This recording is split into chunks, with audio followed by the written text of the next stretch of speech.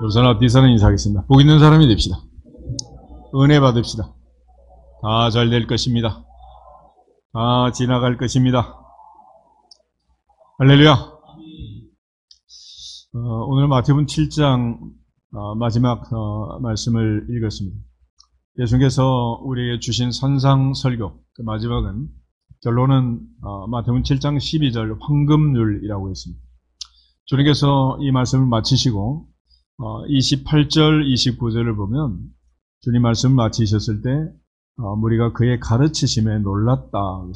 왜냐하면 그 가르치심이 권위 있는 자와 같고 그들의 서기관들과 같지 않았기 때문이다.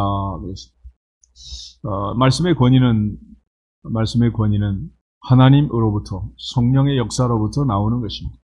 그러므로 우리가 말씀을 전하고 듣는 과정에서 어떤 말씀을 전하고 듣느냐 하는 것도 중요하지만 또 누가 말씀을 전하고 누가 듣느냐 이것도 중요하고 동시에 전하는 자에게 성령이 역사하느냐 역사하지 않느냐 또 듣는 자에게 성령의 역사가 있느냐 없느냐 이것들이 이제 결국은 전환점, 갈림길을 만들게 되는 것입니다.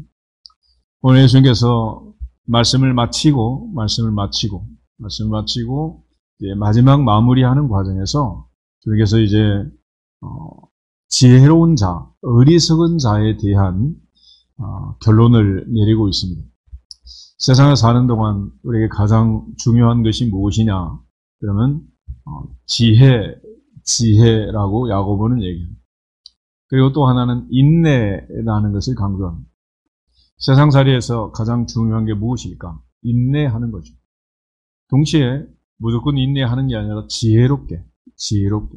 예수님은 늘 비둘기처럼 순결하고 뱀처럼 지혜로워야 한다라고 말씀했습니다. 우리가 아무것도 없는 맨손으로 세상에 태어나지만은 그러나 이 세상을 살아갈 수 있는 힘과 능력은 어디에서 오느냐? 하나님의 지혜. 동시에 추운 겨울이 지나가고 있지만은 겨울이든 여름이든 추위와 더위를 참고 견디는 인내가 필요하다라고 얘기합니다. 그런 차원에서 예수님께서 말씀하신 마지막 결론을 우리가 잘 기억하면서 과정은, 상황은, 현상은 마찬가지인데 겉으로 볼 때는 똑같은 것 같은데 어떤 사람은 지혜로운 사람이고 어떤 사람은 어리석은 사람이 될 수가 있다라는 것. 말씀을 듣는 것까지는 똑같은데 그 말씀을 듣고 행하는 사람은 지혜롭다. 말씀을 듣고 행하지 않는 사람은 어리석다라고 주님이 구별하고 있습니다. 심지어 비유를 하면서 행함이 있는 믿음의 사람은 반석 위에 집을 지은 반석계 교인이고 행하지 않는 사람은 모래 위에 집을 지은 모래교회 성도라는 거예요. 듣는 것까지는 똑같아요. 겉으로는 알 수가 없어. 그래서 이걸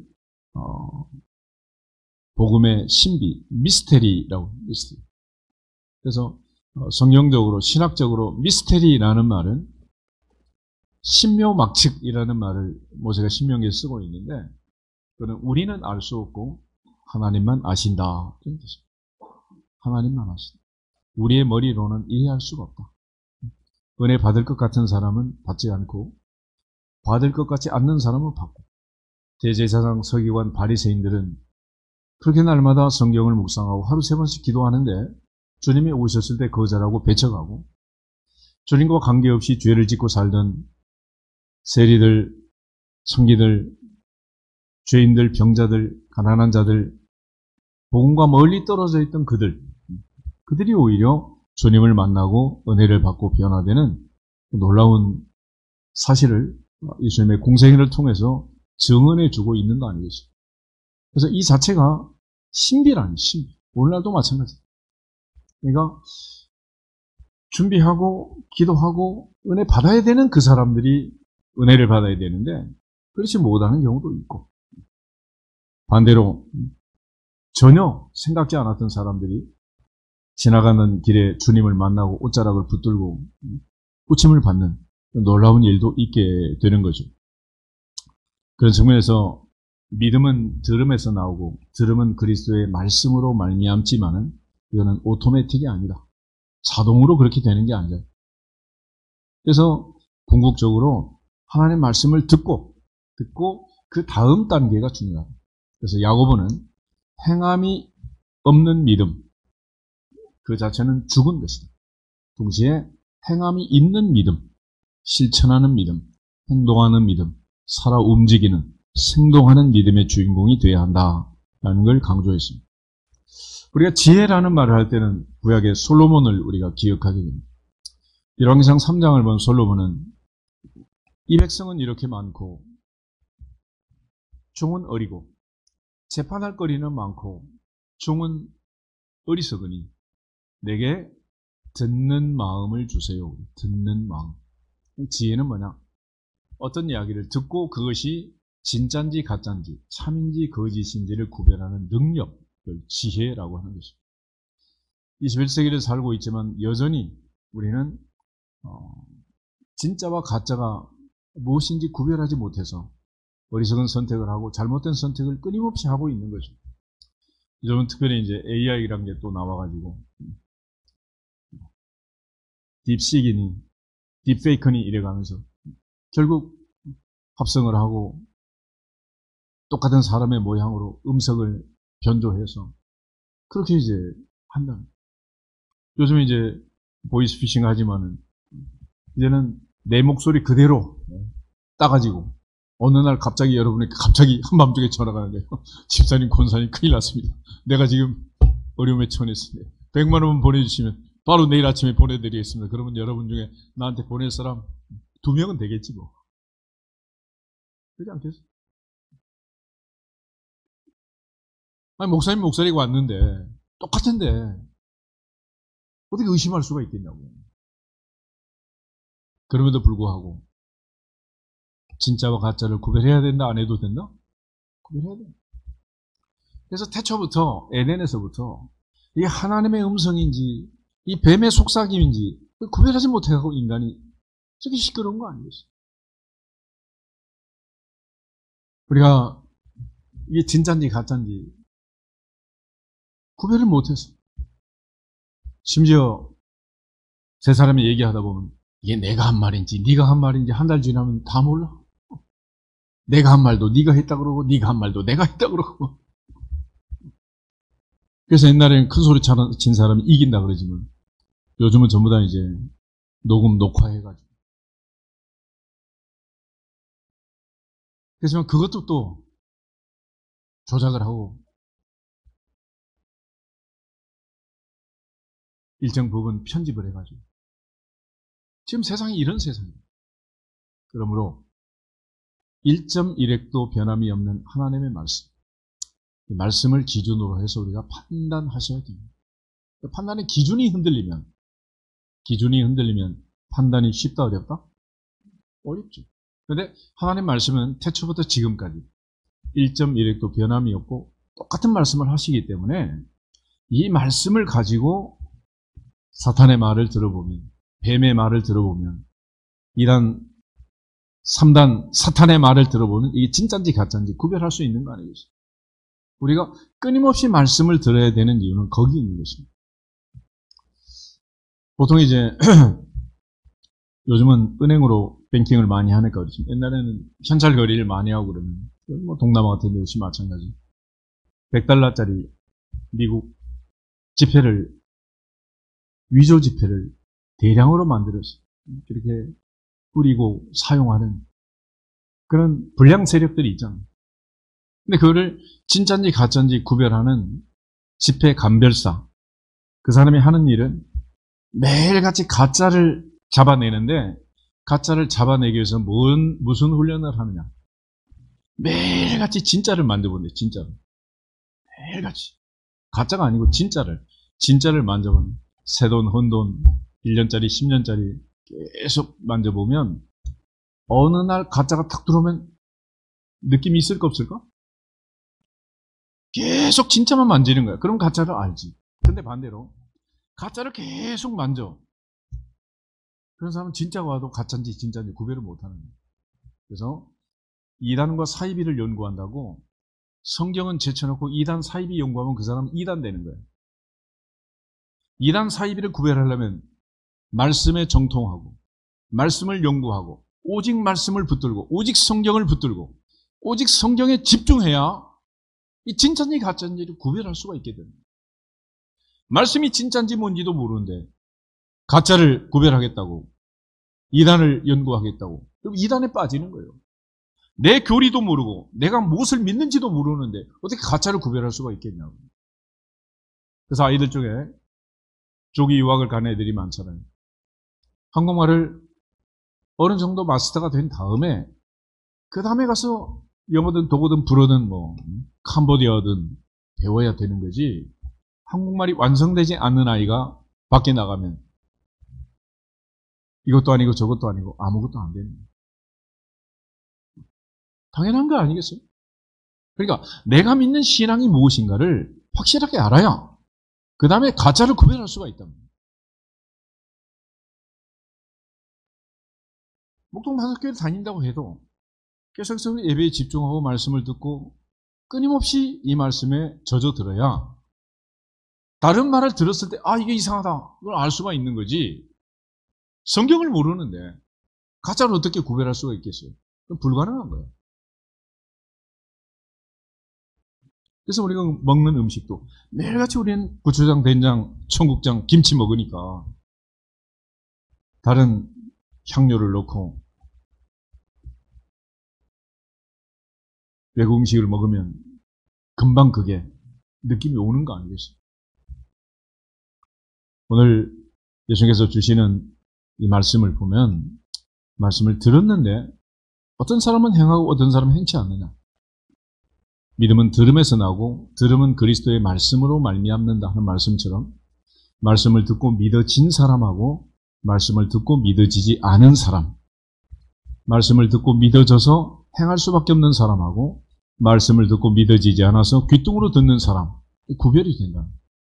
그러니까 그 말씀을 들었을 때 우리가 그 말씀을 듣고 실천하느냐 실천하지 않느냐 여기에 따라 다른 거 아니겠어요? 아이들이 같은 교실에서 똑같은 선생님께 똑같은 말씀을 듣는데 똑같은 교육을 받잖아요. 그런데 어떤 아이는 1등이고 어떤 아이는 꼴찌나. 차이는 아주 간단하대요. 말씀은 들을 그때 바로 이게 중요하구나 밑줄 쫙 하고 머릿속에 집어내는 애는 공부를 잘하는 거고 중요한 건 안 돼. 집에 가서 몰아가지고 주말에 한꺼번에 숙제하듯이 그렇게 미뤄둔 애들은 성적이 올라갈 수가 없다. 그렇게 미뤄둔 숙제가 시집가고 장가가고 손자날 때까지 아직까지 못했잖아 지금.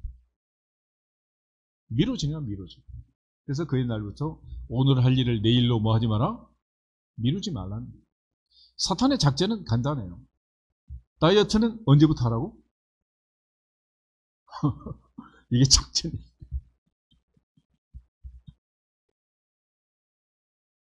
그런데 성경은 항상 보라 언제가 은혜 받을 때다.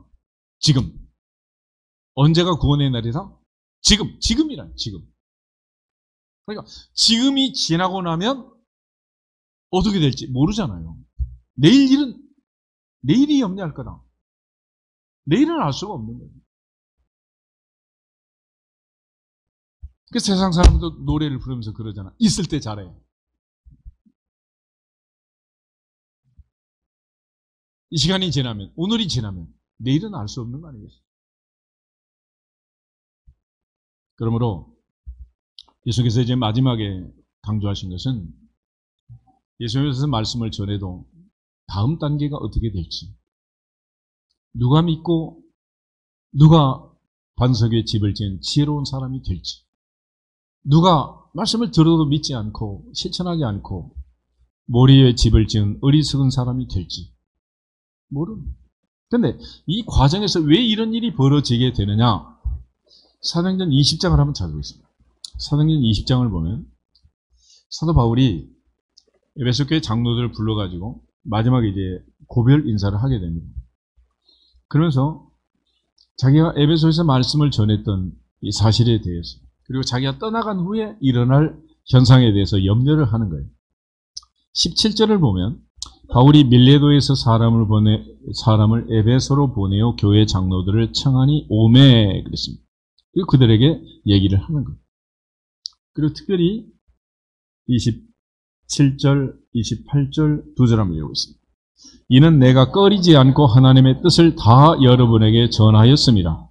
여러분은 자기를 위하여 또는 온 양떼를 위하여 삼가라. 성령이 그들 가운데 여러분을 감독자로 삼고 하나님이 자기 피로 사신 교회를 보살피게 하셨느니라. 아멘. 바울은 이처럼 최선을 다했어요. 관력을 길을 마칠 때까지. 복음 전파의 사명을 다했어요. 주에서 그 받은 사명 곧 은혜의 복음을 증거한 일을 마치려 하면은 생명도 귀하게 여기지 않는다. 근데 바울이 염려했던 것은 뭐냐? 29절 30절 같이 한번 보겠습니다. 내가 떠난 후에 사나운 이리가 여러분에게 들어와서 그 양떼를 아끼지 아니하며 또한 여러분 중에서도 제자들을 끌어 자기를 따르게 하려고 어그러진 말을 하는 사람들이 일어날 줄을 내가 아노라. 아멘. 두 종류의 역사가 있게 될 거는 하나는 사나운 이리가 밖에서 여러분에게 들어올 거다. 그리고 양떼를 아끼지 않고 물어뜯을 거다. 또 하나는 내부에서 역사가 나타나간다. 또한 여러분 중에서도 제자들을 끌어 자기를 따르게 하려고 어그러진 말을 하는 사람들이 일어날 줄을 내가 안다. 두 종류의 그룹이 생길 거는. 그래서 우리가 이제 안에서 생겨가지고 끝이 달라지는 무리들, 이를 이단이라고 합니다. 밖에서 생겨가지고 안으로 들어와서 가짜가 진짜처럼 활동하는 족속들, 이걸 사이비라고 합니다. 우리가 흔히 사이비 기자 그런 말 하죠. 기자는 아닌데 기자 그룹에 들어와서 기자처럼 역사를 하고 다니는 거예요. 이건 사이비라고 합니다. 이단은 뭐냐? 교회 안에서 태동을 했는데 뭐가 다르다? 끝이 달라진 끝이. 교회 밖으로 튀어나와가지고 내가 뭐 하나님이다, 예수다 이래가면서 자칭 하나님, 자칭 예수가 한둘이 아니라 이런 걸 이단이라고 합니다. 그러니까 사탄은 이 두 가지를 통해서 역사합니다. 하나는 밖에서 안으로 집어넣는 스파이, 간첩이 있는 거고 또 하나는 내부에서 개조를 해가지고 내부 세력이 일어나서 반란을 일으키게 하는 이런 작전을 쓰는 거예요. 전쟁을 할 때도 마찬가지죠. 전쟁할 때도 항상 이단과 사이비 작전을 쓰는 거예요. 상대가 아무리 강해도 지금도 뭐 전쟁이 아직도 종식되지 않는 지역이 한둘이 아니잖아요. 근데 왜 이렇게 전쟁이 안 끝났냐?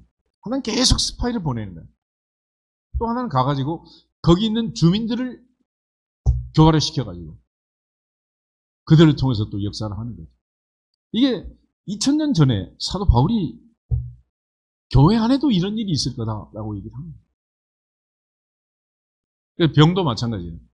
우리 그동안 마스크 쓰고 다닌 이유는 균이 밖에서 안으로 들어와서 바이러스가 세균이 밖에서 안으로 들어와서 내 병을 일으키고 내 몸을 망가뜨린다. 그래서 마스크를 쓴 거예요. 근데 마스크 써도 아무 소용없는 병이 뭐냐? 내 안에서 내 세포가 변이를 일으켜서 나를 공격하는 면역 체계를 망가뜨린 사기를 공격하는 세포, 질병, 암이라든지 루푸스라든지 류마티스라든지 이런 자기가 자기를 공격하는 면역이 망가진 이런 상태는 마스크하고 관계 있다 없다? 아무 관계가 없다. 마스크는 밖에서 균이 들어오는 걸 막을 뿐이야. 그리고 우리가 155마일 휴전선에 군인들이 가가지고 이 젊은 청춘을 바쳐서 지킨다고 해도 내부에서 변이가 일어나서 문제를 일으키면 막을 수 있다 없다? 그럼 막을 수 없는 거예요. 그래서 그 옛날부터 밖에서 들어오는 적은 오히려 막기가 쉽대. 내부 반란은 이 막기가 어려워요. 밖에서 들어오는 병들은 면역 주사를 맞든지 예방 주사를 맞든지 그래서 막아내지만 내 세포가 나를 공격하는 이런 면역 체계를 망가뜨리는 이런 병에 걸리면 막아낼 방법이 없는. 제일 힘든 게 지금도 암이라는 병을 정복하지 못해서 힘든 거 아니겠어요? 그래서 우리가 하나님의 말씀을 듣고 믿는 과정에서 믿지 못하도록 역사하는 사탄의 역사는 하나는 밖에서 들어오고 하나는 내 안에서 일어나. 이걸 가르쳐 우리가 편견과 선입견이라고 합니다. 편견과 선입견. 예수님 말씀 듣기 전에 내 안에 벌써 3살 버릇이 80까지 나를 지배하고 있는 편견과 선입견이 누구에게나 있는 거예요. 그래서 어떤 엄마가 키우느냐에 따라서 그의 말이 결정되고 입맛이 결정되고 다 결정이 되는 거예요. 그러니까 내 것이 아닌 다른 것이 들어오면 그걸 받아들이기가 어렵잖아요.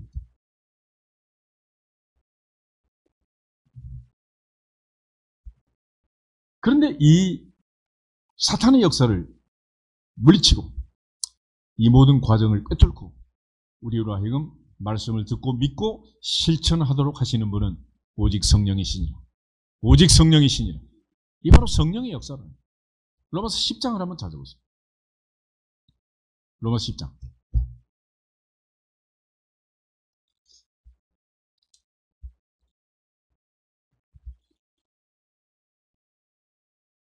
10절부터 13절을 먼저 한번 읽어보겠습니다.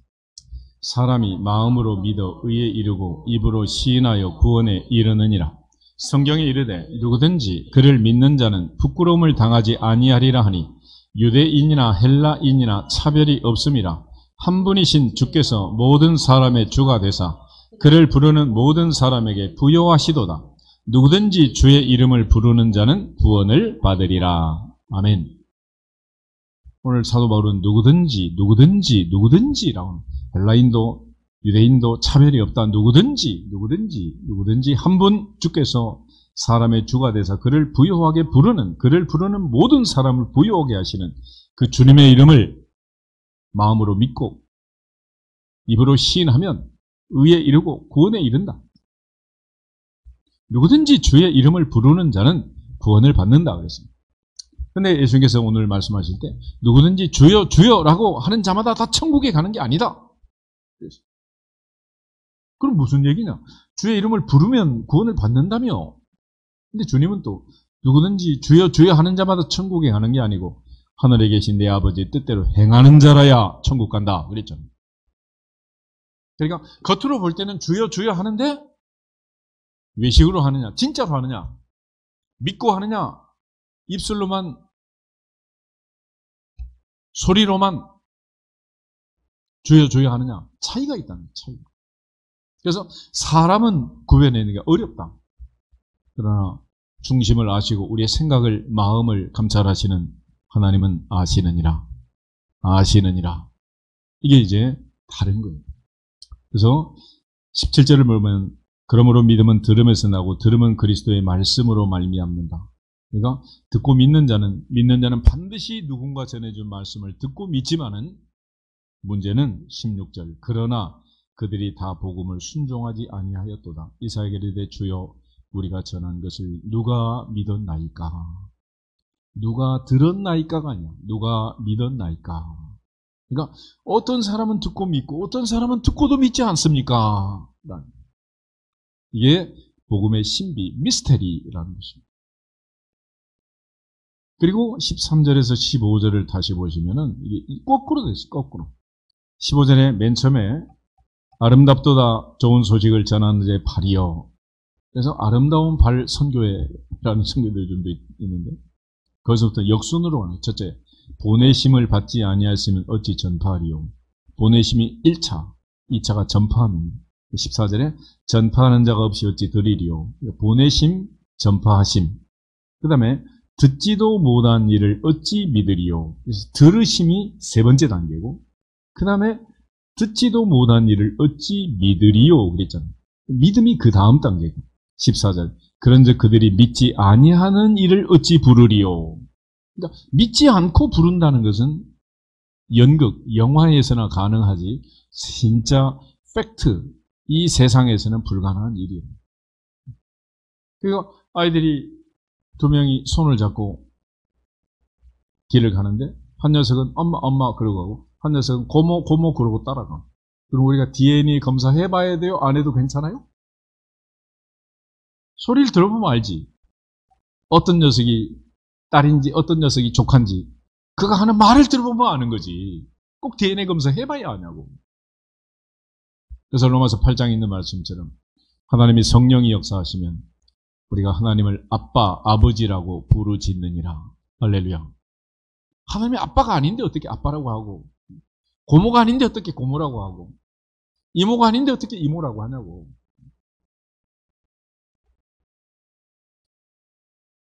그렇기 때문에 누구든지 주의 이름을 부르는 자는 구원을 받는다. 주는 그리스도시요 살아계신 하나님의 아들이심을 믿고 My Lord, My God 도마처럼 의심을 해결하고 의문을 해결하고 나의 주님이시요 나의 하나님이십니다 라고 마음으로 믿어 의에 이르고 입으로 시인하여 구원에 이르느니라. 그러니까 이 과정에서 정말로 중요한 것은 말씀을 듣고 믿어지는 이게 뭐냐? 누가 우리가 전한 바를 믿었나이까? 그래서 하나님의 자녀들을 부를 때 그 자녀들은 믿음으로 반응을 하는 거고 자녀가 아닌 애들은 귀뚱으로 듣고 흘린다. 그래서 믿음으로 반응하고 믿고 듣고 돌아오는 자 하나님의 부르심으로부터 시작하는데 이 부르심이 유효한 부르심이 되려면 자녀를 불러야 택한 자를 불러야 유효한 부르심이 되지 자녀가 아닌 자들은 그렇게 반응할 수가 없다라는 것을 강조하고 있는 것입니다. 그런 측면에서 이제 오늘 우리가 하나님 말씀을 들을 때 성령이 역사하면 엠마오의 제자들처럼 마음이 뜨거워지는 역사가 있게 됩니다. 누가복음 24장을 한번 보시죠. 누가복음 24장을 보시면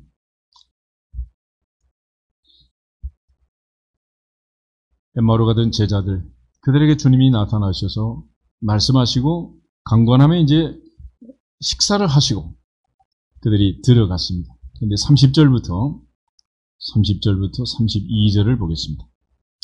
그들과 함께 음식 잡수실 때에 떡을 가지사 축사하시고 떼어 그들에게 주시니 그들의 눈이 밝아져 그인 줄 알아보더니 예수는 그들에게 보이지 아니하시는지라. 그들이 서로 말하되 길에서 우리에게 말씀하시고 우리의 성경을 풀어주실 때에 우리 속에서 마음이 뜨겁지 아니하더냐. 아멘. 하나님의 말씀을 들을 때 권위 있는 말씀, 성령이 역사하는 성령의 감동으로 말씀을 전하고 말씀을 들으면 어디가 뜨겁다? 마음이 뜨겁다라는 말이 밑에 헬라 단어를 보면 불타지 않더냐. 불에 타는 것처럼 이런 엄청난 역사가 일어나게 됩니다. 그러니까 하나님의 성령이 역사하심으로 불같은 역사가 우리 가운데 임해서 하나님 말씀이 믿어지고 그 말씀이 강력한 성령의 역사로 성령의 권능으로 성령의 다이나마이트로 임할 때 내 삶이 내 인생이 바뀌게 됩니다. 이것이 바로 말씀의 복음의 신비라는 것입니다. 그래서 이 중에서 마지막에 이제 강조하시는 것은 누가 그렇게 말씀을 듣고 누가 그렇게 말씀을 깨닫고 마음에 새기고 실천할 수 있느냐. 그래서 이사야 53장 말씀부터 우리가 전한 것을 누가 믿었느냐. 여호와의 팔이 누구에게 나타났느냐. 누구냐? 도대체 누구냐? 그 누구가 누구냐? 바로 이 시간 이 자리에 있는 바로 나, 바로 너, 바로 우리. 할렐루야! 그래서 바울은 나를 사랑하사 나를 위하여 자기 자신을 버리신 하나님의 아들 예수 그리스도를 믿는 믿음 안에서 살았고 내가 죽고 내 안에 주님이 사는 사울이 바울 되는 놀라운 역사를 경험하게 된 것입니다. 오늘 예수님께서 마지막에 강조하는 것은 예수님께서 공생애 동안 말씀을 전해요. 하나님께서 수없이 많은 선지자를 통해서 이 땅에 말씀을 선포하시고 말씀을 전했어요. 믿는 자와 믿지 않는 자가 있고 배반한 자와 순종하는 자가 있고 순종하여 들어가도 나가도 복을 받는 자도 있고 불순종하여 들어와도 나가도 저주를 받는 자도 있고 도대체 그 갈림길이 뭐냐? 라고 얘기할 때 그것은 주님의 말씀의 권위 성령의 감동으로 기록한 이 말씀을 성령의 감동으로 듣고 깨닫고 마음에 새기고 볼 수 있는 눈이 열려지고 들을 수 있는 귀가 열려지고 깨달을 수 있는 마음이 임한 그 사람이 주인공이 되느니라. 그래서 선지자 예사를 통해서 하나님이 걱정하는, 혹시 누군가 눈으로 보고 귀로 듣고 마음으로 깨닫고 돌아와서 고침을 받을까 염려한다 그랬죠. 그래서 이건 비밀이야, 비밀. 복음은 공개된 비밀이야. 그래서 아이들이 엄마가 모르는 얘기를 주고받으면 엄마는 궁금하잖아. 같이 들어도 알아 몰라? 몰라요, 몰라. 알 수 없는. 더군다나 올 여름에도 이제 캄보디아를 간다는데 내가 캄보디아 말을 모르면 애들이 아무리 떠들어도 내 앞에서 큰 소리로 웃고 깔깔깔 꼴꼴꼴 해도 알아들으면 못 알아들어요. 못 알아듣는 거야.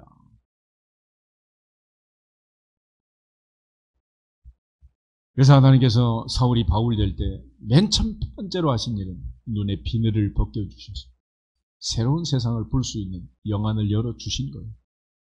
우리 모두의 눈의 비늘이 벗겨지고 귀에 딱지가 뜯어져서 이목구비가 열리는 은혜가 있기를 축복합니다. 그래서 마태복음 7장 다시 보시면 제일 먼저 예수님께서 하신 말씀은 13절, 14절 좁은 문, 좁은 길에 대한 얘기를 합니다. 좁은 문으로 들어가, 좁은 길로 가라. 그래서 우리가 선택을 할 때 인생은 선택이라는데 성경은 주님은 언제나 다수보다는 소수보다는 진리를 얘기합니다. 우리는 다수의 결정에 따른 다수결 원칙으로 살고 있잖아요. 만약 광야에서 60만이 국민 투표를 했으면 가나안으로 갔겠어요? 애굽으로 돌아갔겠어요? 60만 대 2인데 2표 나왔는데 애굽으로 가야지 뭐. 그래서 성경은 뭘 얘기하냐? 성경은 다수보다는 소수보다는 진리를 얘기합니다. 진리.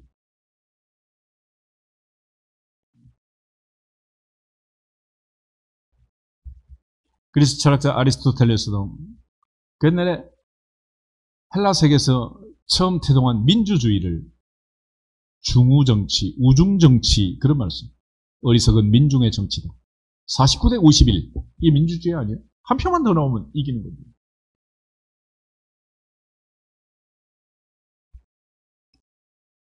그러고 나서 잘 찍었냐 잘못 찍었냐 손가락을 찍고 싶다 이러면서 그 말도 안 되는 소리를 하는 거죠. 그래서 항상 우리는 하나님 말씀이 기준이고 변함없는 변치 않는 이 말씀을 중심으로 하나님 나라에 갈 때까지 흔들리지 않기를 주 이름으로 축복합니다. 사사시대는 이스라엘에 왕이 없어서 모든 사람이 자기 소견에 옳은 대로 행했다. 물론 제도적인 왕은 없었지만 이스라엘 나라에는 왕이 있을 필요가 없었습니다. 왜냐하면 하나님이 왕이시기 때문에. 하나님을 왕자에서 밀어내고 모두 다 자기가 왕이 되어서 자기 마음대로 사는 세상. 사사시대. 오늘날 우리 시대를 성경과 비교할 때 가장 흡사한 시대가 바로 사사시대라고 합니다. 다 우리가 왕이야, 왕. 그게 전부 교회 책임이래, 교회. 여러분, 어린 시절 여러분 성경하고 다니고 교회가 한참 부흥할 때 우리 모두가 합창으로 그냥 교회 천정이 찢어지도록 부른 노래가 있잖아. 나는 왕, 나는 왕, 나는 왕자다. 나는 공주다. 이래가지고 말이야. 이제는 막 왕자 공주가 됐으니 이제. 누구 말 들어 안 들어? 목사님 말 안 듣는 거예요. 그렇지만 하나님 말씀도 성경도 이제 안 듣는 거예요. 내가 왕인데 뭐. 다 내 맘대로지 뭐. 우리의 비극은 뭐냐? 분명히 하나님 말씀을 매일같이 예배 시간마다 듣지만은 결정적으로 궁극적으로 가장 중요한 순간에 판단하고 선택할 때는 누구 맘대로? 누구 맘대로 해요. 40일 기도를 해도 기도 응답대로 하는 게 아니에요. 내 맘대로 하는 거예요. 내 맘대로. 그래서 인간의 결정은 항상 감성이 이성을 이긴다 그러잖아요. 진리는 분명하고 답은 정해져 있는데 그 답을 뒤집어가지고 내 감정이 그렇게 결정을 하는 거예요. 내가 감정을 다스리지 못하면 결국 감정이 나를 다스리게 됩니다. 말씀이 나를 다스리고 내 발에 등이 되고 내게 빛이 돼야 되는데 내가 말씀을 거절하고 거부하면 말씀이 어떻게 내게 역사할 수가 있겠어요? 그래서 요즘에서는 15절에 거짓 선지자를 섬겨라. 양의 옷을 입고 너희에게 나오나 속에는 노래가는 일이다. 외모를 보고 판단할 수 없고 외식하는 자를 주의해라. 바리새인의 외식을 주의해라. 그랬죠. 특별히 거짓 선지자. 거짓과 교만은 사탄의 특징입니다. 우리가 죽는 마지막 순간까지 참과 거짓을 분별하는 지혜로운 믿음의 조상들이 되기를 축복합니다. 지혜로운 아버지, 지혜로운 어머니, 지혜로운 아들, 지혜로운 딸이 마지막 순간까지 사탄은 우리를 유혹하고 미혹해서 탈탈 털려고 애를 쓰고 있잖아요. 사기당하는 것은 한순간이에요. 한순간. 그러므로 하나님의 보좌 앞에서 삶과 거짓을 분별하는 지혜로운 사람이 되라. 예수님께서 마지막까지 부탁하라. 만약에 진짜인지 가짜인지. 이 말이 진짜인지 가짜인지. 그런데 놀라운 사실은 내가 틀림없이 맞다고 생각하는 그게 맞을 확률이 높지 않다는 거예요.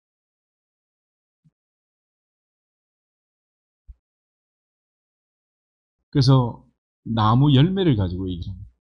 크리스마스 추리 말고 나무를 보면 좋은 나무는 좋은 열매를 맺고 나쁜 나무는 나쁜 열매를 맺는다. 그게 무슨 뜻이냐면 사람이 어떤 사람인지는 시간을 두고 좀 지나가 봐야 한다는 거예요. 지금 당장 겉만 보고 3일 만나고 나서 3번 만나고 나서 3개월 만에 결혼하면 된다 안 된다? 말도 안 된다는 거야.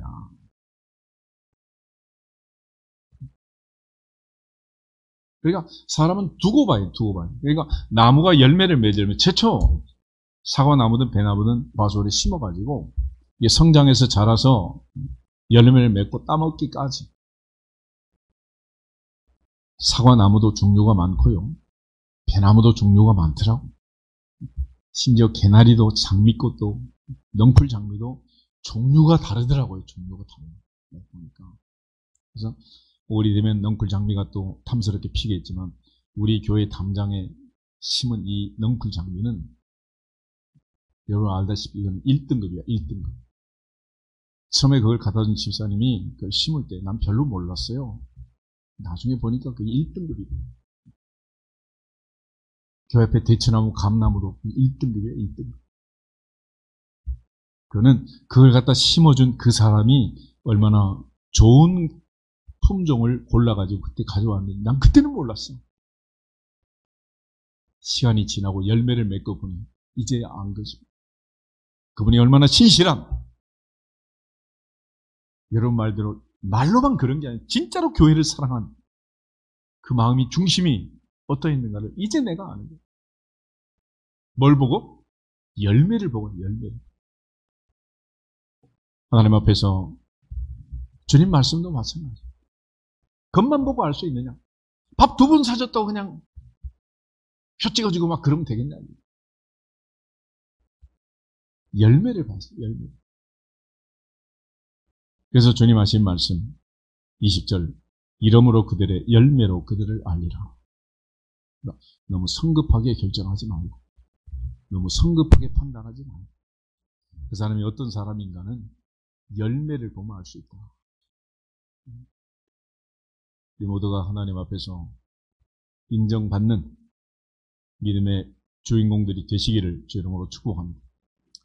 주님의 말씀은 말로만 겉으로만 주여 주여 한다고 되는 것이 아니고 아버지 뜻대로 하는 자라야 들어간다. 천국 간다. 우리가 주님의 이름으로 선지자 노릇하고 주의 이름으로 권능을 행하고 하지 않았습니까? 그렇지만 직책을 감당하는 그게 중요하지 않습니다. 진정성이 중요합니다. 엄마가 아니라도 엄마 노릇 할 수 있죠. 아빠가 아니라도 아빠 노릇 할 수 있지. 그런데 성경은 진짜 엄마, 진짜 아빠가 되라는 거예요.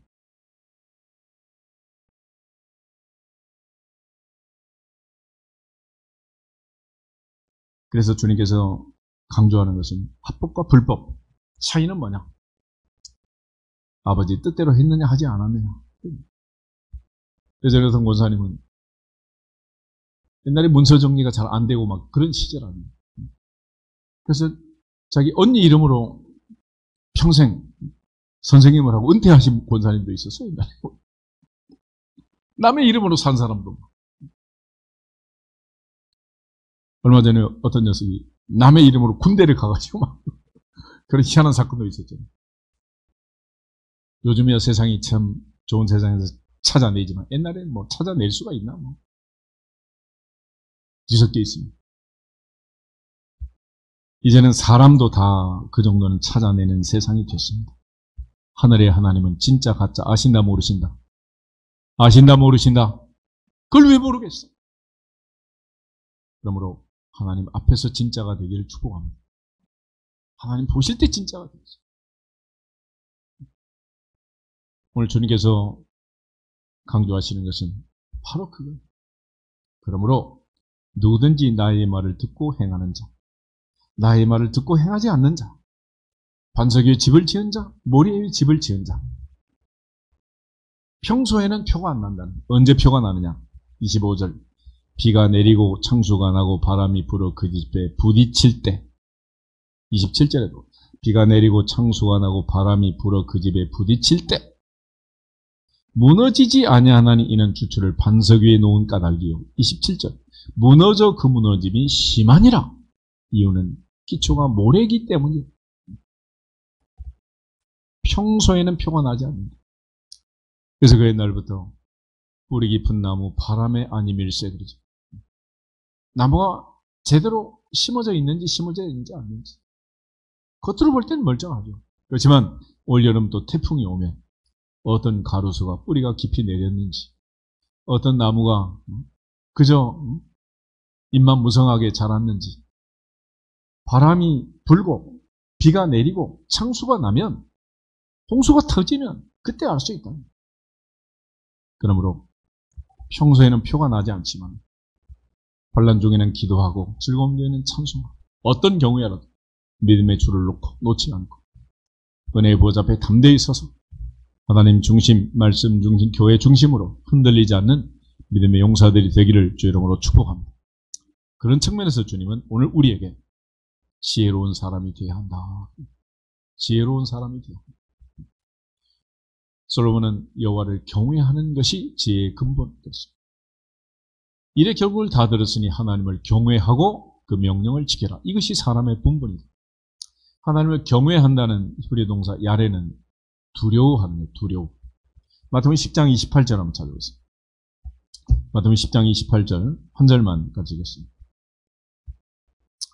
마태복음 10장 28절 몸은 죽여도 영혼은 능히 죽이지 못하는 자들을 두려워하지 말고 오직 몸과 영혼을 능히 지옥에 멸하실 수 있는 이를 두려워하라. 아멘. 사람을 두려워하지 말고 누구만 두려워해라? 하나님만 두려워해라. 그것이 지혜니라. 그것이 지혜니라.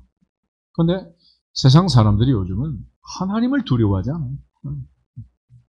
그리고 권력자가 두렵고 권력의 이동에 따라서 어디에 줄을 서야 할지 하여튼 예민하게 민감하게 그렇게 드러내는 사람들 어리석은 거 아니겠어요?